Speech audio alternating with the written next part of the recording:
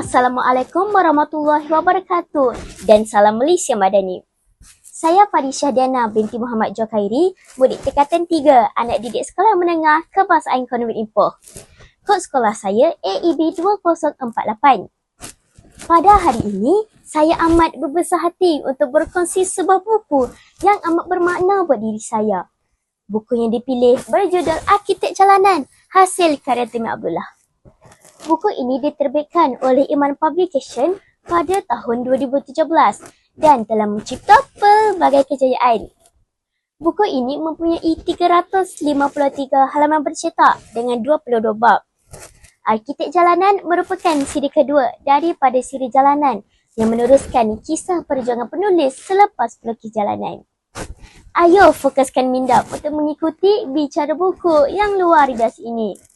Sebuah kisah inspirasi yang bukan sekadar sebuah autobiografi, tetapi perjalanan penuh liku seorang anak muda dalam mengejar impian. Kisah Arkitek Jalanan bermula ketika Timmy Abdullah berada di tahun terakhir pengajarnya dalam bidang seni bina di sebuah universiti terkemuka di United Kingdom.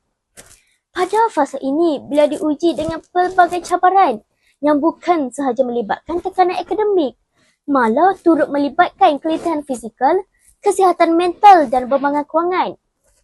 Dalam dunia seni bina yang sangat kompetitif, beliau mula meragui kebolehan diri sendiri apabila melihat rakan-rakan sekelasnya lebih menyelah, berkeyakinan dan kreatif.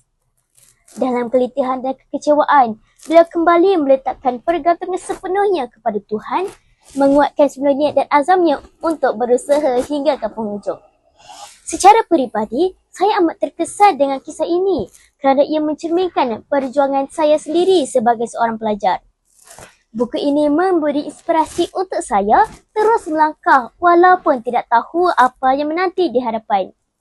Ia menyadarkan saya bahawa setiap keputusan yang kita buat hari ini adalah sebahagian daripada perjuangan besar menuju kejayaan.